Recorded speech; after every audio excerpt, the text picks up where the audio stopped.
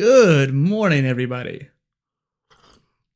Got my coffee. Let's get things going. Ironically, I think it is actually about noon, but I slept in today for once, and so I just wanted to make a fun little intro for this Now page update for March 2025. Now, I think I actually need to note this down. I need to say the date at the beginning of these videos. I don't know why I don't do that. These are a monthly vlog and blog that I do in order to update people what's happening in my life. Now, the whole point of this is to give some sort of professional and personal update to people who are curious. So if there is someone across the globe who's like, what the hell is Dustin doing now? What is PolyInnovator doing now? Well, this is what I'm doing. And so this is the idea of something that Derek Sivers came up with a while back, and it's been a while since I explained this series, so I just want to give a little tidbit of that. Derek Sivers came up with the idea of the Now page, and the Now page is a page on your website like the About page, for example. But instead of being just about you, it's about just what you were doing personally and professionally in your life in that moment. And eventually I decided, like a couple months after doing it, that I wanted to keep these Now page updates as kind of like a historical context. And I think that's a really interesting idea. I do not think enough people are doing stuff like this, and I really wish that more people would do it. I decided to create it into a blog series, which you can go check out the blog post down below. And then I also expanded it to a vlog, because sometimes I like to talk and sometimes I like to write. And I know that's very but oftentimes they come together in unique ways, because sometimes I start off with the writing. I've always been kind of a writer first, but today I just felt very compelled to start with the video, and then I'm going to expand upon a lot of the ideas in the blog post. That's usually what I do, is I start off with one or the other, and then the other piece gets kind of expanded on, because I had a time to process. And since today is more of a talking day, I figured the writing might be more expansive. So let's talk about personally. What am I doing? I am trying to get sort of situated when it comes to downsizing. I've always been a minimalist anyways, but the idea of taking what I have and decreasing the overall volume and amount. So recently I gave away or donated about 20% of my clothing and just like stuff I had in my closet. I honestly think that I could probably fit all my clothes within a suitcase, if not like half the suitcase, if I squeeze it. And I think that is a huge deal. And so what I wanted to do is be able to move. And if I move to Austin, I can just drive down. And even other places I could probably just drive to. But if I were to move to like Singapore, Barcelona, or somewhere else in the world, I would have to do it via just containers. So I have my travel backpack as my main thing, a personal item. Presumably I'll bring my dog, which he'll have a cage that is a personal item. And then I can use he'll have a ticket probably. So I can use his carry-on as a secondary carry-on, because my suitcase is a carry-on.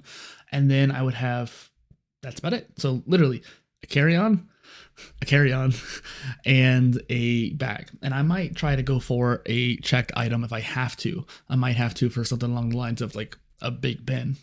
But overall, that is something I'm kind of working towards. And like I sold my secondary monitor, one of my old PCs, and I said that like last month, but it was just one of those things where that was a big change for me, going down to just one monitor. And I'm starting to downsize my clothes. I'm starting to downsize the various things I have. Even my keyboard is minimalist. It's very flat. It's very low profile, and it's wireless. Technically, I have it wired just for simplicity's sake, but overall, like I'm actually keeping things very neat and tight. And I'm doing that because it's kind of a mental challenge too, in order to kind of push myself to decrease the amount of belongings I have, but also makes it easier even if I am driving. Recently, I drove to St. Louis for the first time. I had to drop somebody off to pick up a car, and it was one of those things where I've just never driven to Kansas City or St. Louis, despite the fact I'm basically equidistant to both of them, and it's not more than like 2 hours to get to either one. And I want to try to drive up to St.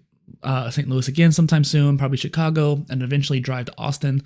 And so that'll be really interesting, especially since the airplanes as of right now have been crashing a lot. I don't want to take airfare. And so this idea of just trying to push myself, I think it's a self-development aspect. And another thing I did back in COVID was starting to learn to cut my hair. And I did it recently, and I think I did decently well, considering I was trying to basically cut off 6 inches. People didn't realize that like I had a lot of hair. It just folded down. But again, self-development. Otherwise, personally, I've been playing Octopath Traveler 2 again, and basically almost beat it again. I've beat the final boss, just not the super boss, and I'm working on playing through that. I actually came up with my roommate an idea for Octopath Traveler 3, and so just to touch on that before I get to the professional side of things, I had this idea. I have a lot of ideas for video games, but I have this really cool idea of what I want to bring together. And I don't think I've fully shared this out loud before, but I had an idea for an RPG series, like a saga, and it had elementals and it had magic and it had all kinds of cool stuff and its own kind of not hard magic, but very middle of the ground kind of magic rules. And I thought it was really cool. And then I had an idea for a Pokemon fan game that I wanted to make. And late 2022, I started messing with ChatGPT. And so early 2023, I was really into it. And I started fleshing out the ideas for this Pokemon game I wanted to make. And I realized I need to make my own game, not a Pokemon game. And so I took all the ideas that I had and translated it into some new IP. I made new types, I made new creatures, I made new terminology and everything, and my own world. I already had like a world map already designed anyways, because I had a couple regions on my Pokemon world map that I created that I wanted to make for my own fan games. So I took those, remastered them, and really, I think like masterfully created a cool map for it. And then I'm going to make that second region as the second game. I even made a third region in that world map that I also completely revamped and changed up. And I'm going to have that.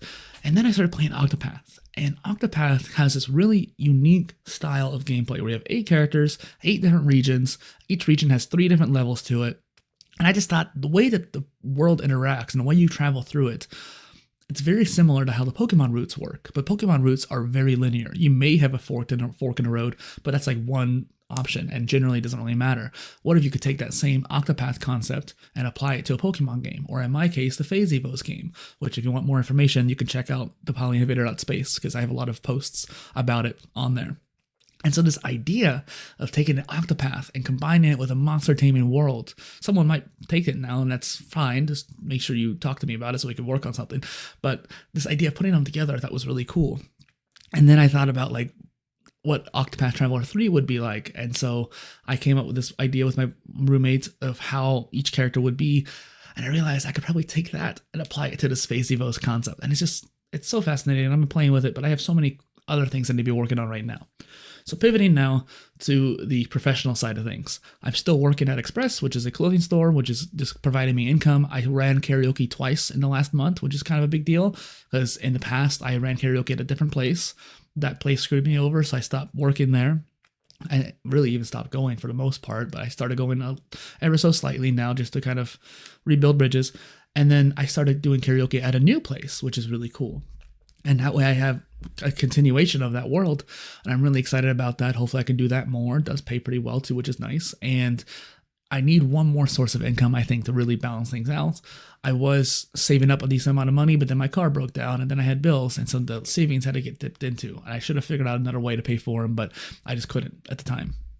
And so that was frustrating. Now my savings is depleted because that car issue really was just ridiculous. My car broke down in the middle of a busy road. And it's like, ugh.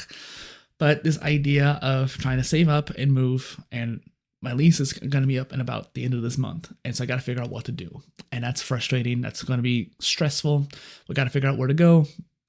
And beyond that, I'm trying to figure out some kind of remote job situation, probably full time during the day, and then work at the other job at night and just try to crank out some income that way. Professionally.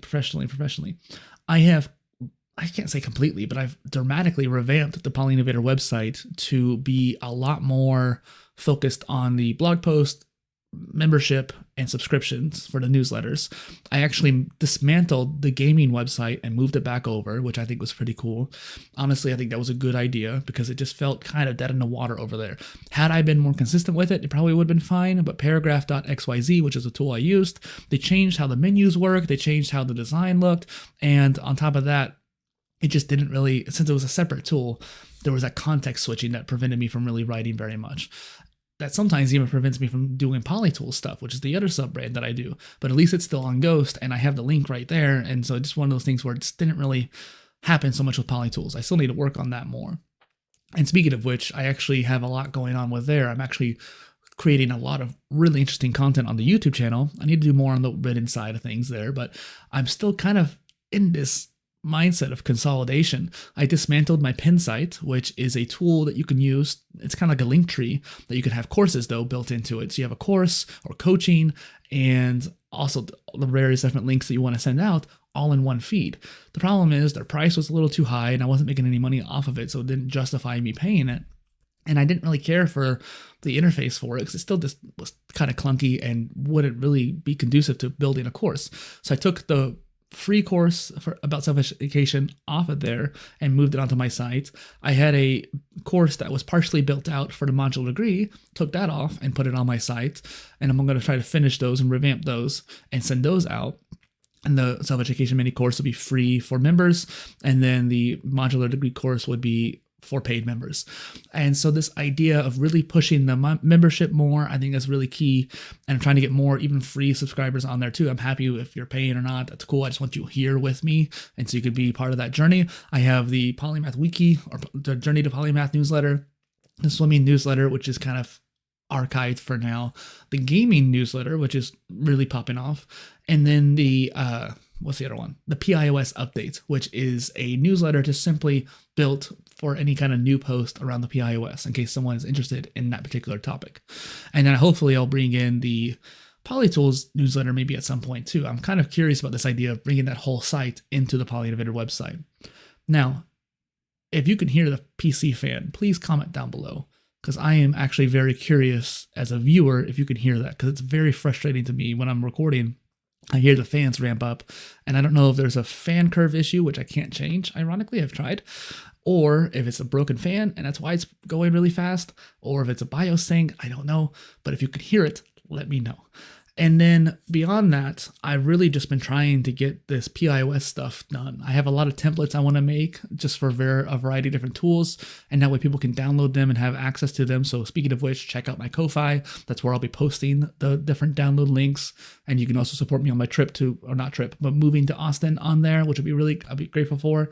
And other than that, thank you for being here. Thanks for watching, and go check out the blog post version of this.